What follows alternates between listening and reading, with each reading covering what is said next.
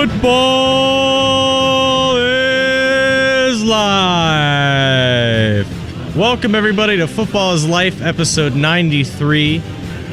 I'm Ethan Cooney, joined as always by Nat Mahmoudez. What up, what up, what up? How is everyone doing today? And on Zoom, Matthew Powell. Hello, hello. Welcome into episode 93, everyone. And we have a lot to get into today as we're talking Concacaf Champions League, and we'll talk our teams, and we'll preview our next games for the ones of us who do have a game this weekend. Or does one of us not have a game? Yes, there's Nashville. Get a bye week. Nashville has a bye. There are 29 teams in the league, so this does happen, that someone has to have a bye, and Nashville has a bye, and then they come back next week, and they have to play Inter Miami for like the 10th billionth time. When are they not playing Inter Miami is the question. How are you doing today, Matt? How is LA today? LA is good. LA is it's a little cloudy today. You know, they say it's sunny. They call it sunny, but it's only sunny sometimes. It's weirdly That's my sports broadcast weather report. That's my wishy-washy, non-committal analysis of LA. That's what we do on the show. Yeah. My phone says it's at 55. It feels warmer than that. Or I feel like at least I'm sweating more than that. It feels weirdly humid. Yeah, it is humid. A lot of rain yesterday. Or actually not that much rain, but we've had some rain. Now we're getting some blue skies.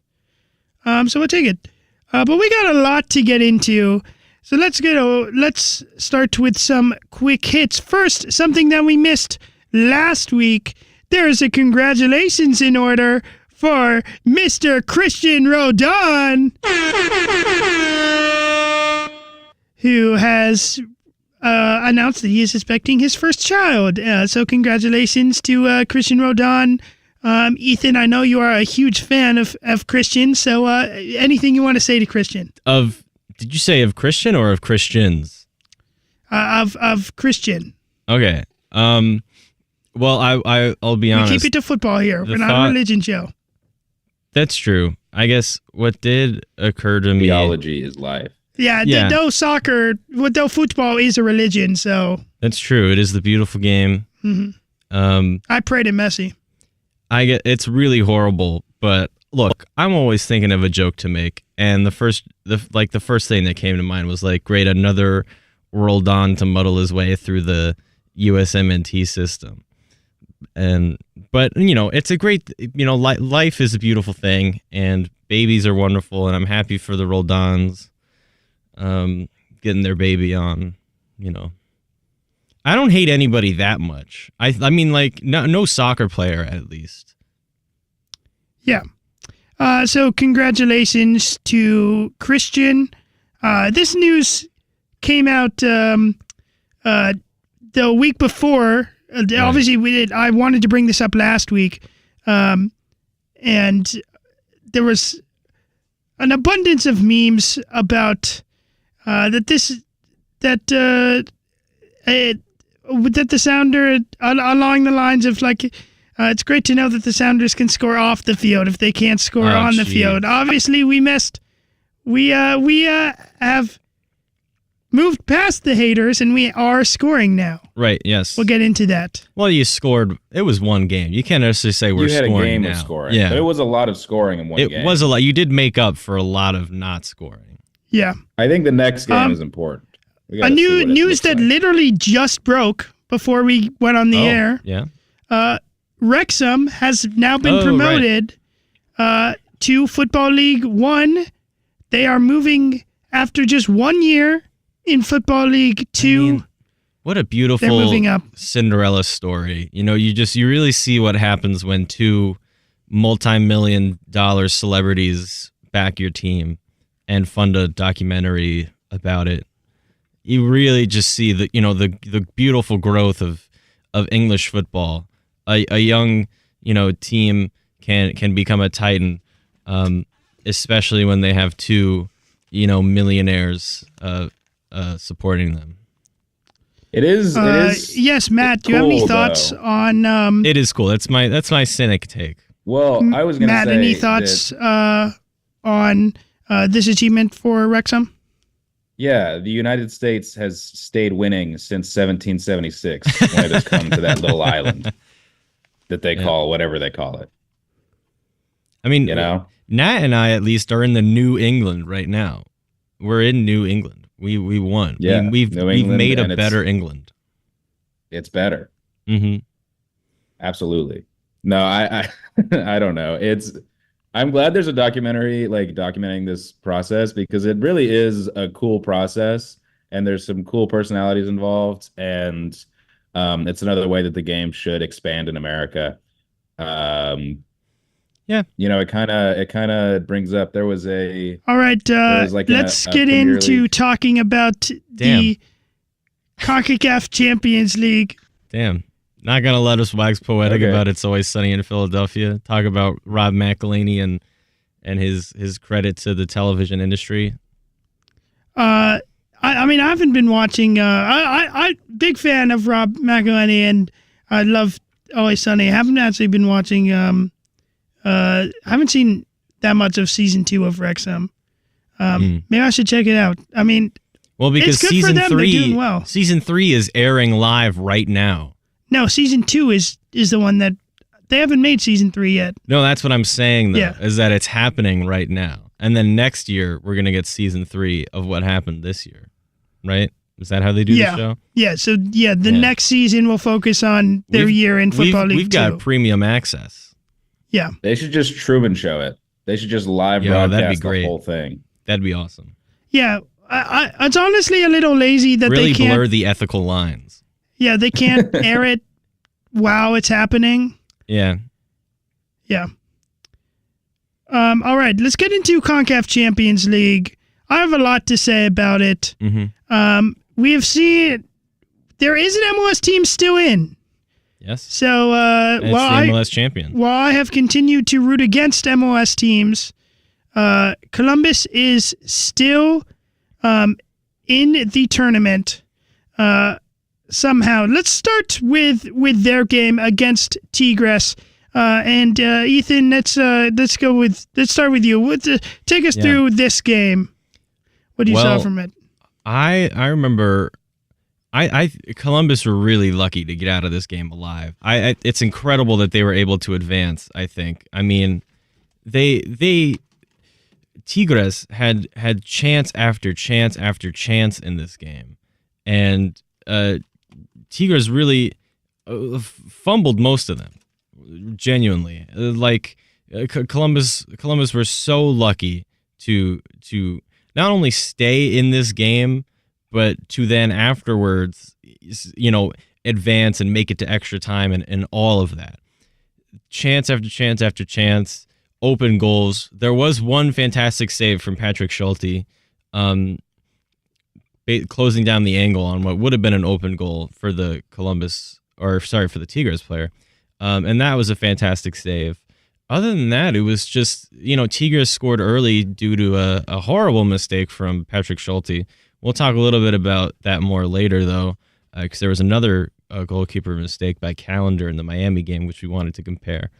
Horrible mistake from Schulte. Tigres get on the scoreboard early, and then Tigres just miss like every chance that comes after, and they had some really great chances. Like I said, open goals, one-on-ones with the keeper, and a lot of them just went blazing over the bar. The finishing it went down. It was a disaster class in finishing. I don't know, Matt, if you have anything to say.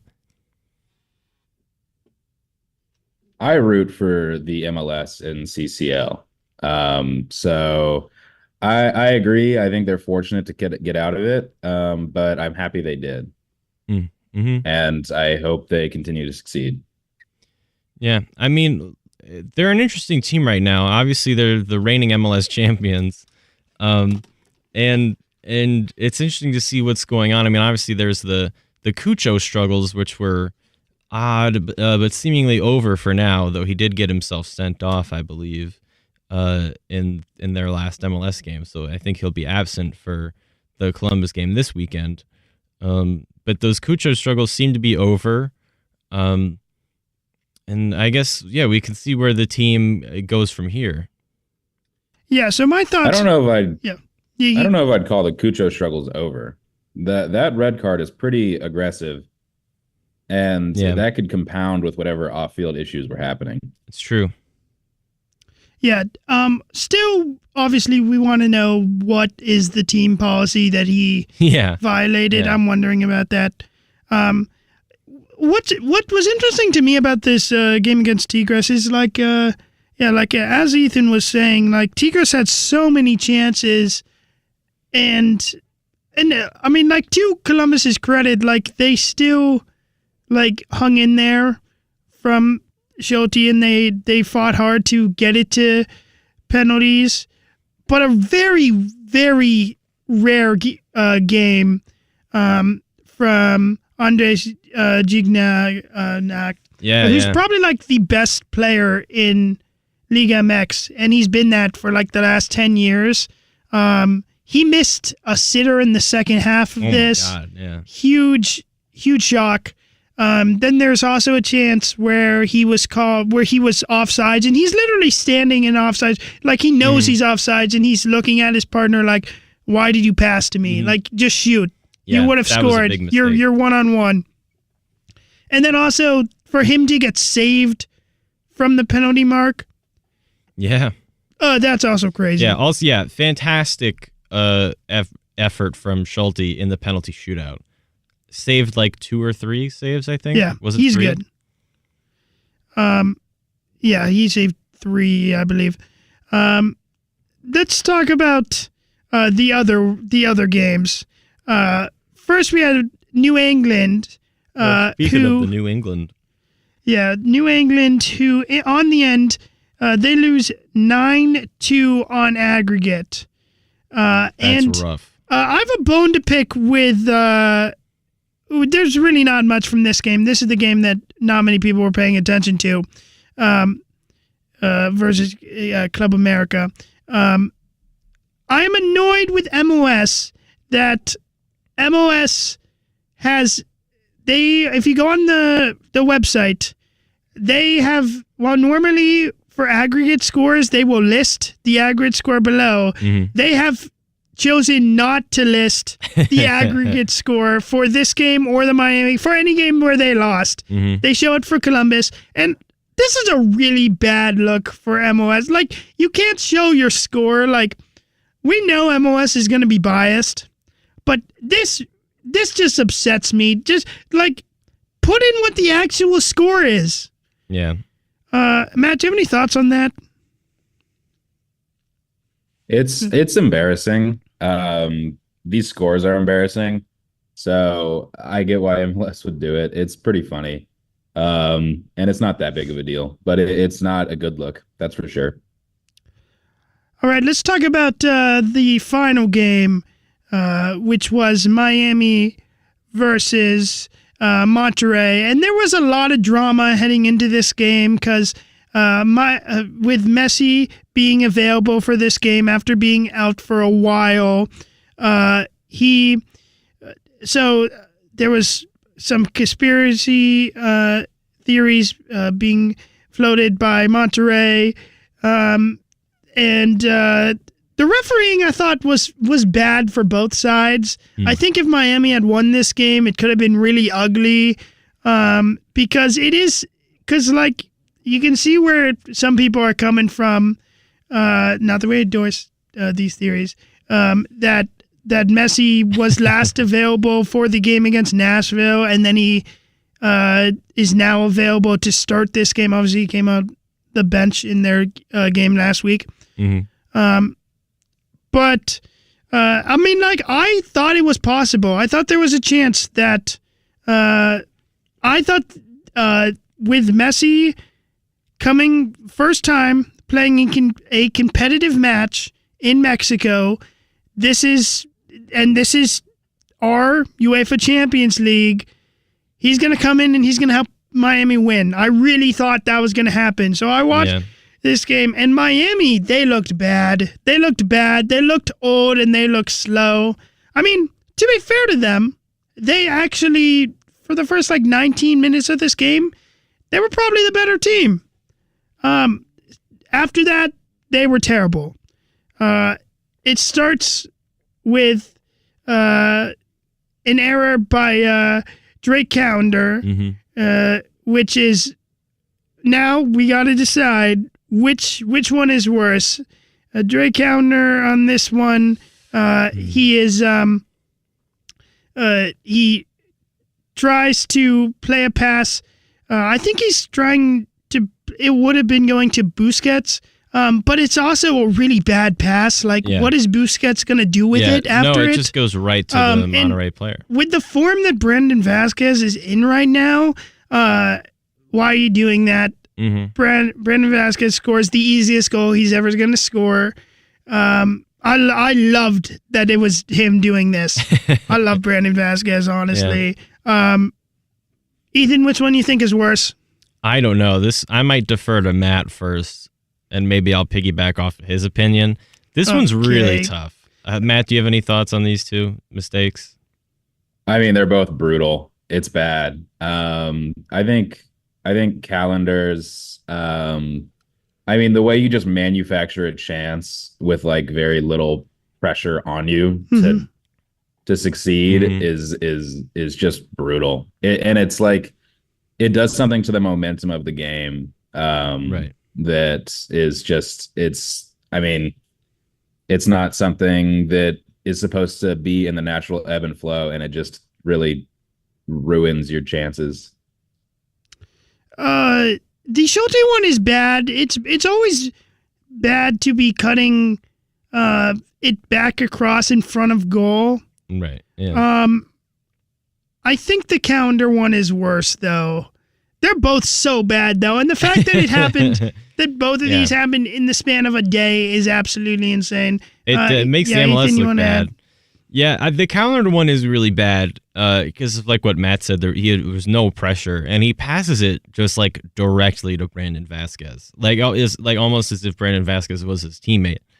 But the Schulte one is quite bad as well because he should probably be a little stronger there, and he just kind of loses his whole game there, and then just easy goal for Gignac. Other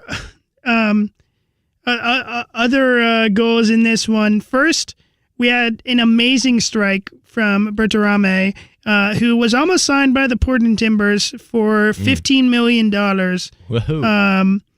And he decided he wanted to stay in Mexico. And honestly, I'm glad that he's not a Timber because he's annoyingly really, really good. Yeah. And that would have been an amazing signing for the Timbers. This is an amazing goal.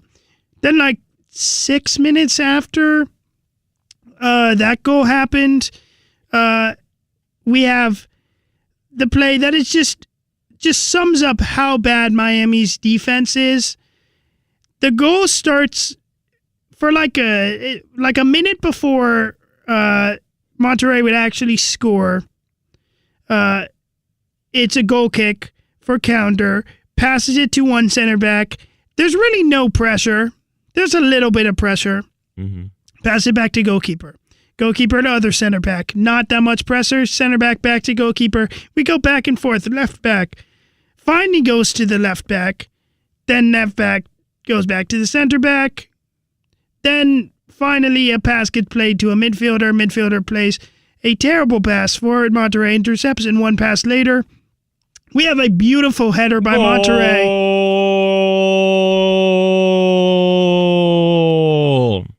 You like Mike? Oh, God. I forced Nat's cold to come back. I'm never doing the goal celebration again. This is bad. Oh, no. Oh, God. Am I a mutant? Do I have supernatural powers that I am yet to discover? This is just how bad Miami's defense is.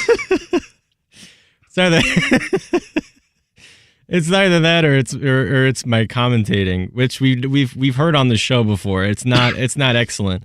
I think a lot of people, think that they'd be a great commentator. Do you want to go inside and get some water?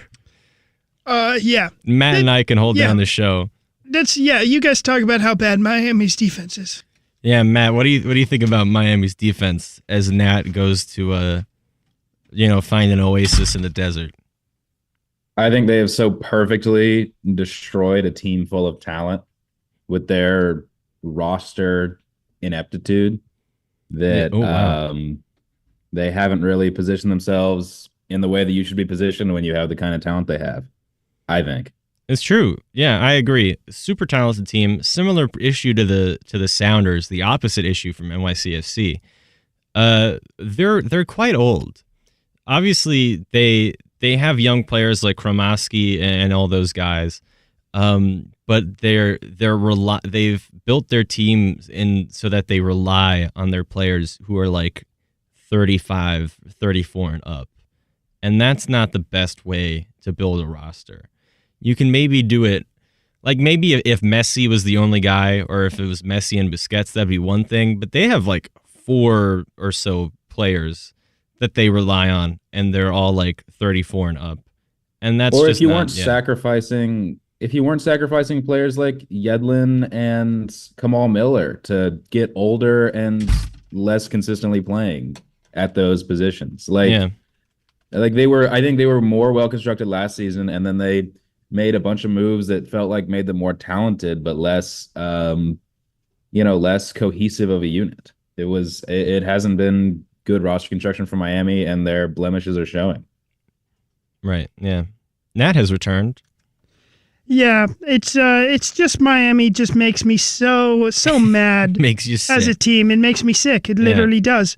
Yeah. Another thing so Matt just pointed out about roster construction. One thing that they're talking a lot about this game, and it's actually, there was a vote that just passed where coming up for this for the next transfer window, there are some roster changes in which now teams are able, they get, there's a couple changes to the U22 initiative, and now there's 2 extra buyouts.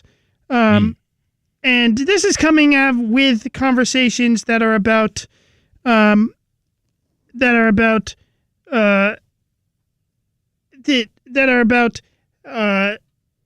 like in this game, Miami was like, who are we supposed to go to on our bench when we're losing this bad? This really annoys me. It annoys me when LAFC talks about this, but with LAFC, like, they actually built a team. Miami, the reason their bench is bad is because they have spent so much money on these couple guys, and that's why they're forced to play people like Noah Allen, who is 19 years old, in their defense. This is why they don't have anyone else on their bench, because they can't afford them. You still, yes, it would be nice if there were different rules, and you could have more than 3 designated players, or they could raise the amount of what someone has to be before they're a designated player. But yes, that would be nice. But then also, like, you have to do a better job building a team. Like, yes, Luis Suarez is making less than like what he could be making, but still, like, he's making more, which is more than most players in the MLS, most likely. So that argument annoys me. Also, this change about giving more teams buyouts. Why are we rewarding bad GMs? What this basically does is, like, if someone signs a player, like, basically this is going to benefit Toronto, basically. If you sign someone and they don't pay off, you don't have to wait till their contract expires. And it's just like, do a better job at signing better players with better contracts. I personally, that annoys me. The buyouts. I like the buyouts. That's just because you had Ake Loba for so long. If only you could have bought Ake Loba. That's part of it. I'm joking. But truthfully, like, I don't think a team I don't think it's positive for the sport for an MLS team to be bound to their bad decisions in a way that no other league is because of the salary cap. Like it shouldn't Right. limit roster construction in the way that it currently does, in my opinion. I mean, I think Nashville could get rid of Rendell Leal. I think that is a move that would make sense from I mean, if they wanted to get aggressive and bring in someone the same size as his contract, buying him out would, I think, make them a better team. Because he's a fine player, but he's not worth the money he makes. Yeah. Let's talk about one other thing from the Miami game. We have a really strange play with Luis Suarez. Luis Suarez back up to his old antics, and he did not even get a card for this play, in which on a set piece he has two hands fully on the Monterrey defender, and he wraps that player's arm around his own body, twisting it at the same time. And the Monterrey player had to receive treatment from the trainer after this. I think this is a red card. I think this is there's no reason at all to be doing this. It clearly caused the player pain. I think this is violent. If you went up and did this to someone on the street, you'd at least get a fine. Yeah, at least something would happen. Yeah. Yeah, I agree with this being a red card. It's dangerous play, and it's clearly done with intent as well. And it's one of those things where it's it's Suarez, I don't want you can give him the benefit of a doubt, but he does have a bit of a history with this. I mean, he's bitten 3 separate players on 3 separate times. Do we think FIFA will step in here? No. Or Concacaf will step in here? I highly doubt that they will. This is a play that a lot of people are talking about. Matt, do you think he can get suspended for this? No, I don't think he'll get suspended for it, but I think he should have gotten a red come card on the on! field. Maybe I'm just a cynic today, but they're not going to do this to Suarez. They won't play another CCL game. Is he going to sit out MLS games for this? Yeah, I think he could. I think he could get an action. He could get a total match ban for this. I think this is This is come on, Suarez, stop doing this crap. You should know better. We don't want to see this in the game. This is just messed up. Seeing this play, I mean, I was very confused watching this play live, and then when you see. Every time I watch this back, it gets worse. And, obviously, I still wish he came to Seattle. I think he's still scoring goals. He's on my team. It's going to be annoying if he was suspended.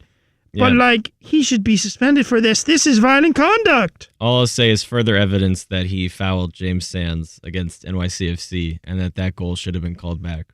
Okay, be stronger, James Sands. Look, you can say be stronger when your arm's being twisted, no, these plays are completely different. Do not try and say it's the same. It is completely different. Last thing about, as we move on, I guess, we'll say 2 things. Do we think that Columbus is going to win? Can they beat Monterrey? Matt? They can definitely beat Monterrey. I love the way Columbus plays. It'll be challenging. I think Monterrey's favored, but can they beat them? Yeah, definitely. Columbus is an awesome team. They're well constructed, and they're the best coached team in MLS. I mean, it's hard to argue with that. I'm not gonna lie. You've put that very succinctly, Matt. Do you think they will, though? No. Matt? I will pick Columbus to beat Monterrey. I'll do it. Okay, Matt, you're crazy. I think Monterrey has this. I just think Monterrey are hotter right now. I did say Monterrey's favored, so I've hedged my bets here. I've really got one foot in both camps. But no, check your bank declaratively, I'll go with Columbus. I will. I appreciate it. I'll believe in the great state of Ohio. Oh, I refuse to. We refuse to acknowledge Ohio. Yeah, I'm okay with Cincinnati. I just refuse to acknowledge Cincinnati. Columbus. Are you serious? I mean, You're like a Skyline Chili guy. again, over Skyline Chili? Oh, no. every time. Why do we Always the talk about Skyline Chili so much? Because it's So much. horrible. We definitely. don't, none of us we like talk- it. we but talk we about- always bring it up. I've never had it before. None of us have They bring even it had upon it. themselves. We They bring it upon definitely we themselves. talk about Skyline Chili way more than other soccer shows Yeah. do. I don't know. What are we supposed to do? Ignore it? I can't, in good conscience, ignore that. It's that's right happening there. It's somewhere. out there. No, I don't know. Actually, my parents. I hate Cincinnati because of the Cincinnati Bengals. Because I was raised a Steelers fan. Oddly enough, You're a Steelers fan and not a Giants. Or- I know. I mean, like, did you not know that? it's the Giants and the Jets. It's so because my dad growing up in Syracuse, New York, all the New York teams were garbage, and he bandwagoned off a kid in his class, who was like, "Yo, you should be a Steelers fan. They win all the Super Bowls." And my dad was like, "Okay," and so we were just kind of raised as Steelers fans, and so I've always hated the Bengals. But my parents at one point did live in Cincinnati, and so my mom at least has somewhat of a fondness for Cincinnati. I can't believe you're a Steelers fan. That actually hurts. Like Steelers fans are just the worst. Okay, We've there been are. talking about sports for so long. How did you not know? I do feel like I've said that a couple times. we've had. I Like, definitely we've thought had you were a mid-offs Giants fan. I in thought our you were an group Eli chat. Manning fan. I am an Eli Manning fan. My younger brother has given me some heat for this recently, because I've been saying recently that I kind of grew up with Eli Manning. Like, even though I wasn't a Giants fan or necessarily even a basketball fan, I still feel like I grew up with Eli Manning and Carmelo Anthony. Like, those two guys were institutions in New York sports. I went to school every day seeing their names on the backs of other kids, and I'll always have a fondness for those two guys, especially Eli Manning as well. Awesome. Great Okay, player. lightning question. Mm-hmm. If there was a Manning cast for MLS, who would it be? That's a really tough question. Do they have to be brothers? I Or- think no, because for that it's only Yeah. between like the Rodons and like the And the Wright Nyasis Phillips. and I guess the Look, Phillips. realistically, they would probably Or the just give it to Charas. Wright Phillips and Sacha Kljestan, which I would Mhm. despise. I would not like that. Yeah, They're I don't- already- Throw Dax They're McCarty in the already ring. they're already the Manning cast Yeah. basically for MLS 360, and I don't watch that. Would you say, Matt, Dax McCarty and who? I just want to throw Dax McCarty's name out there. He's got his own Oh. little radio show he's been doing. He interviews players he knows. That's cool. Or not radio show, I know. like Obviously, podcast. he started doing that after we did Football's Yeah. Life. I think it's clear to say we influenced him there on that. Yeah, Matt. Yeah, why, he direct messaged me and said that he ripped a lot of our stuff. So, yeah, Yeah, Matt. but I was why- like, I'm cool with it. Matt, I heard that he Stop- actually hired stop you promoting the as competition. a PA on the show. Is that true, Matt? That you're a PA on Dax McCarty's podcast? Guys, we got to stop promoting the competition. I own it. I own it. You own it. Yeah, I've got a couple different audio. That's shows. why he's promoting it. Are you the one who's starting all of those TV series rewatch podcasts? Yeah. Oh I my just run God. the least ethical, like, profit sharing podcast model in the world. Wow. I'm one of those. I just sign people up and then don't pay them their money. Didn't that happen? Isn't that a thing? Somewhere, definitely. It sounds familiar. Okay. Yeah, I'm not sure about that. Somewhere out Geno there. Smith, Somebody's not getting paid. Geno for the Smith, podcast. Russell Wilson, or Will Levis. What? Russell Wilson. Just- This is a different Football's Life, but What? Wait, why is Will Levis in here? because he's the Because Titans these are our three quarterback. teams. These are Oh, the three he's the quarterbacks. yeah. Oh, I pick Russell Russell Wilson Wilson. every day. He's the best quarterback well, of the which three. which type of Russell Wilson are we talking about? Are we talking about I think current 2012, Russell. 2013? I'm talking about Russell Wilson? I'm Current talking about Russell. 2024. Current Russell Wilson. 2024, 2025. And I'm taking the Mayo Man. Let it be known. Oh my God. I forgot that he does that. That's the most disgusting thing I've ever He seen. doesn't do it. He just did it one time. You're not defined by your lowest moment. Especially It if was your lowest on moment is putting television. Mayo in coffee. No, it wasn't on television. It was just He filmed. did it on One of his television. boys filmed it. He was invited Oh, onto that's a right. television That's right. program. That's right. And he also, doesn't he eat the banana like with the peel? Yeah, he actually does that. That's a real thing. this is not. There has not been such a disgraceful sports moment since the late '90s. That's just the dearly departed O.J. Simpson did something in the '90s. I didn't think he was going to come up today. All right. Not dearly departed, but crazy. Also, Shrek 2's 20th anniversary or whatever is coming up. So she said, "What's the problem?" Which is relevant. Counting Crows. All right, let's relevant to move on from. There is an OJ joke in that. I want to say, I want to just like we talked about at the end of Leagues Cup, like it felt like it was a change for MLS. And like MLS is taking over League MX. What happened here has showed that has not happened. And it has also shown that Leagues Cup is a terrible representation of like where the leagues are.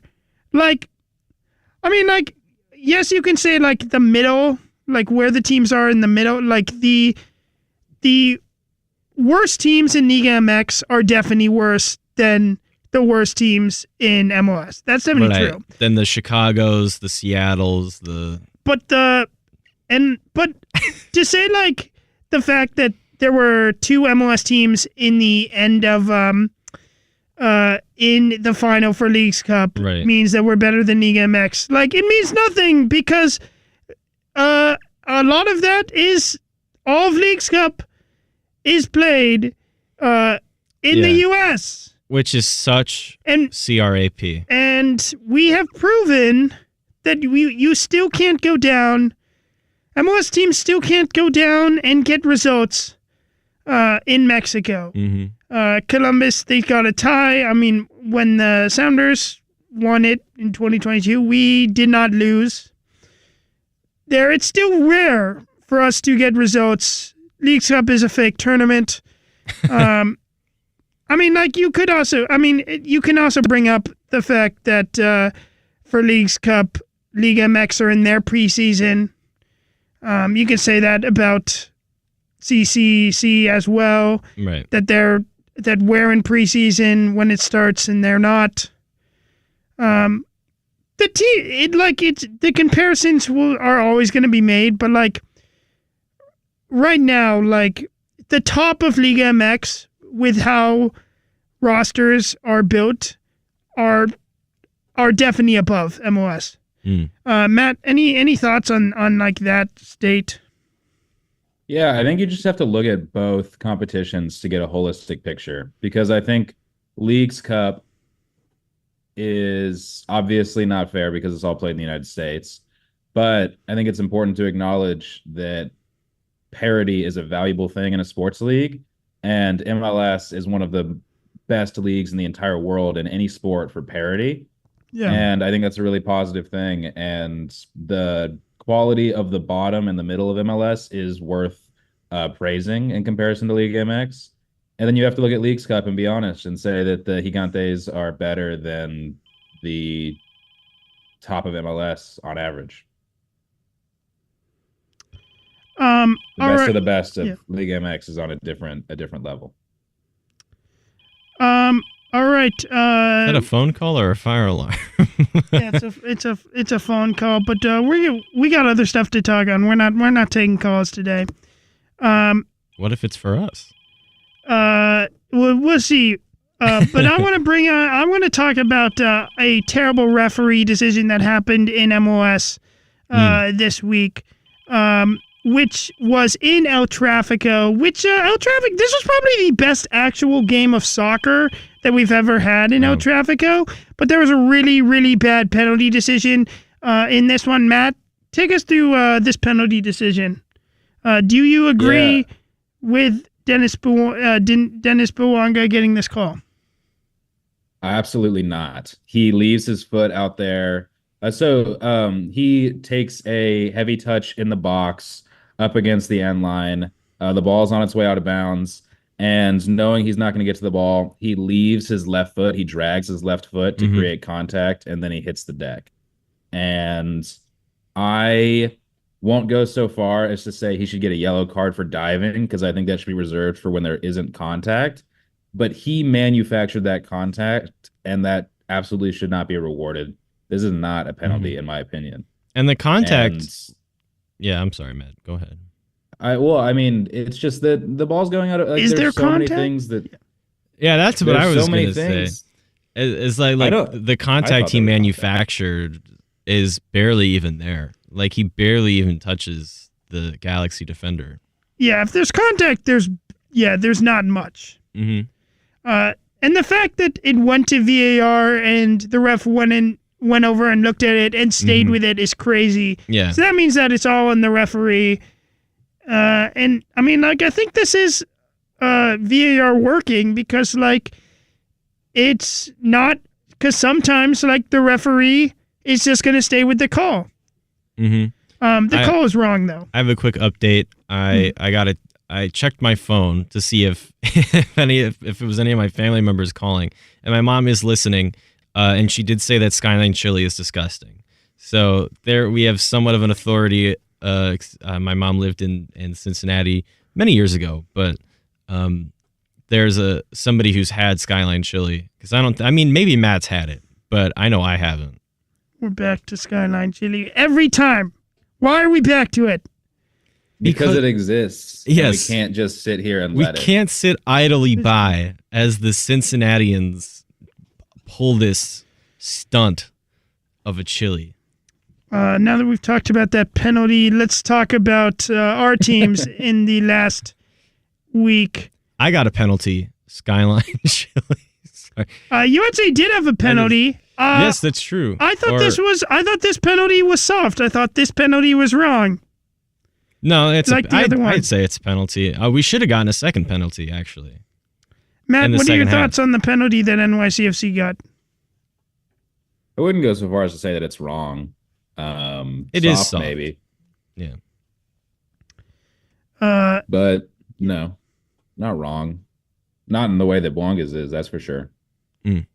Not and clearly as Danny's obvious as the one that the Sounders got. That's a penalty. That, I mean, if another defender isn't there, it could have been a red card. But I mean, I thought it was soft. Good penalty by NYCFC. Ethan, other thoughts on your game last week? Yeah, this was an interesting game. I feel like we were the better team for most of it, and I felt hard done by to come away sharing the points with Atlanta from this game. Atlanta's goal, we were totally switched off for that. We were leading for most of the game, and then Guzan does something I've never seen him do before, and he hits like this amazing punt out to the right winger for Atlanta. Then he sends in a nice cross to the striker. Nice header. Good goal. But it definitely pissed me off that Guzan was so heavily involved. Can I also say that when the games are at Citi Field, I feel like the camera is too high. I thought the camera was way too high for it. Like, it was like the people are too small. I don't necessarily disagree. Yeah. I thought that was, I mean, like, it's nice when the field is big. But it's too high. It's what you do with the field. Yeah. It's not the size. Yeah, it's what you do with it. Let's go to that pass from Guzan is incredible, by the way. It is. It's one of the first things. It's one of the good things Guzan will ever do. Yeah, and also the goal that Atlanta scores. It's a really nice goal. Like in stride, like really, really nice header. Yeah. Just nothing that Freeze can do about it. Unfortunate though for NYCFC. Moving forward, NYCFC is playing New England today. Mm-hmm. And this is game 2 of a 5-game homestand for NYCFC. Don't know how that worked out since you guys do have a stadium. Man. It's this MLS scheduling is so ridiculous. Yeah, it makes the fact that this kind of thing happens often for most teams in the MLS. Yeah, I mean, we don't have that, so sure you do. No, we do. We're not this year. I think we had last year. I think we did have 6 games in a row at one point, which is huh? We're playing in the same stadium. It's not during a time where it's not like we had to play a lot on the road because of the Seahawks later. It's not like the Seahawks are always at home later on or something's being used. Yeah. Yeah, that was weird. Yeah, this is a really important home stretch for NYCFC. This game against New England is a must-win because New England are not playing well right now at all. I know they beat Charlotte, but still they lost 9-2 on aggregate in their CCC. Okay, they were also playing run. Club America, so I know, but they're not playing well right now. I kind of see this as a must-win game. We're at home. We got to at least score 2 goals. Actually, I take that back. Club America has been playing really bad recently, so the fact that they actually beat New England is a sign that NYCFC really should win this game. Yeah, I think it's a must-win. And if anyone needs to score, it's got Bakrar. He's got to score. He needs to get on the score sheet, man. Morris finally scored. What just happened to my voice? At least Morris finally scores. Now it's on to Bakrar. Yeah, I agree. At least just to alleviate some of the pressure that's weighing on his shoulders with each passing moment that he does not score, more building blocks are thrown onto his back. More pressure is thrown onto him. And my man just needs to get on the score sheet. Especially because I think Jovan Mijatovic is still struggling with visa issues. I don't think he's available for this game. I actually haven't checked. But I think he's still struggling with those visa issues. There were rumors that he never wanted to come to NYCFC, and so these visa issues aren't really visa issues, and that he's kind of like holding out. But I've learned that that's actually not the truth, and that the truth is he's itching to come back, and he's really upset about these visa issues. So yeah, we'll see. All right, let's move on to Nashville's game against Philadelphia. Philadelphia at the death, stealing this game off a corner kick goal. Daniel Gazdag with the goal. Still kind of shocking that no one picked Gazdag or Carranza. I was thinking about it, but I just didn't want to, man. Like, I knew I should, but I didn't want to pick a Philly player. And just absolutely unmarked. It is, it's an impressive header. It goes right. He's unmarked, and it goes right over the Panico's head. But you can't blame him for that, because again, he's completely unmarked. Matt, thoughts on the defense here and Philadelphia stealing this game at Geodis? It's embarrassing. I've said it before, and I'll say it again. If this team cannot hold on to leads, then why is Gary Smith our coach? I don't know if I'm like too early to this or if this seems dramatic, but I think Nashville fans can ask for better than they're currently getting. Yes. And I am almost fully on like the Gary out train. Like it's not worth being hard to watch and bad. and Nashville is just not in a good spot. They haven't been in a good spot through the back half of last season and now the first bit of this season. And if the ceiling is that Leagues Cup run and the floor is this and the style of play is an eyesore, then I'm not necessarily like I think we can ask for more than that as a city that cares about soccer as much as Nashville does. Nashville is a soccer city in the United States, and Gary Smith has not been the best representative of that. Huge that Surridge does score in this game. Big, but I agree with you, Matt, that if Nashville can't at least get Gary Ball working to the point where that they're at least drawing games, then yeah, they're gonna have a problem. Well, you have to hold leads. We've dropped a 2-0 lead, a 2-1 lead, a 1-0 lead. We conceded 5 against and you're finding out people back. Yeah, it's just not good enough. And I don't know. I'm Gary out at this point unless something changes. Like it's hard to it's the worst combination of hard to watch and bad. There's no ambition, it feels like. So the opposite of bad, the Sounders are back, baby. We finally got our first win of the season. We were the last MLS team to get a win. We scored 5 goals, which is more goals than we had scored combined the rest of the season. You guys are backed unfortunately, Raul could not get a hat trick. He got 2 goals, which made him the player of the match day, also in team of the week. He won goal of the week. First goal in this game is electric. It's a really, really nice goal. Huge for Raul Diaz. Mm-hmm. Then the penalty. The fact the ref waved it off first and it had to go to VAR is crazy, but they get it right in the end. It's a penalty kick. Rusnak brought down by a outstretched leg, and he gets a yellow card. It could have been a red card if there wasn't another defender on the play. Then the third goal, Morris gets his first goal of the year with a scorpion kick, which was a nice play. Christian Roldan assisting.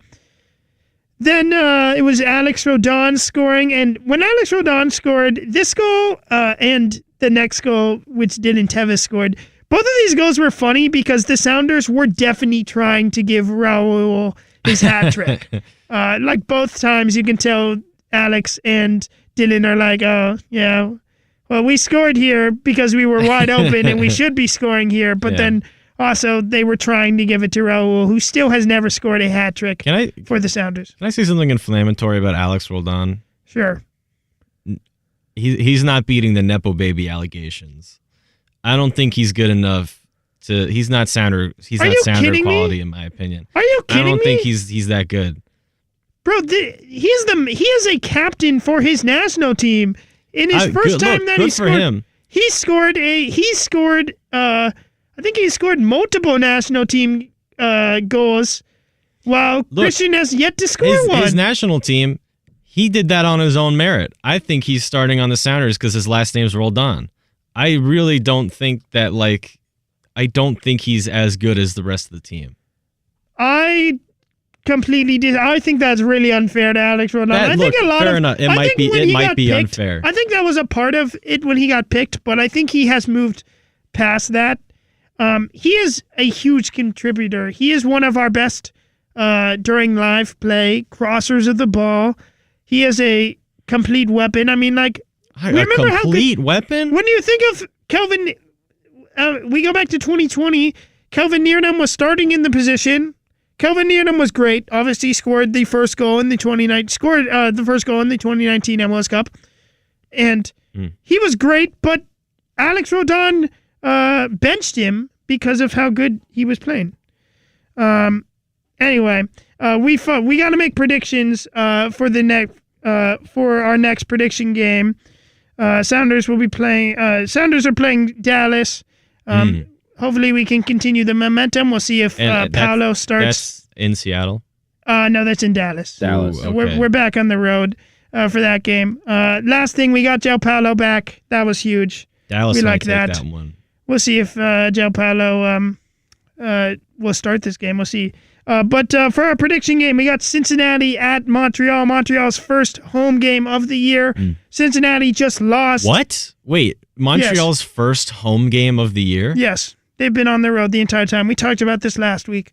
I forgot about why. Okay, yeah. Okay, we don't have the time. Because they're doing renovations in the Olympic Stadium, which is where they play when it's too cold outside.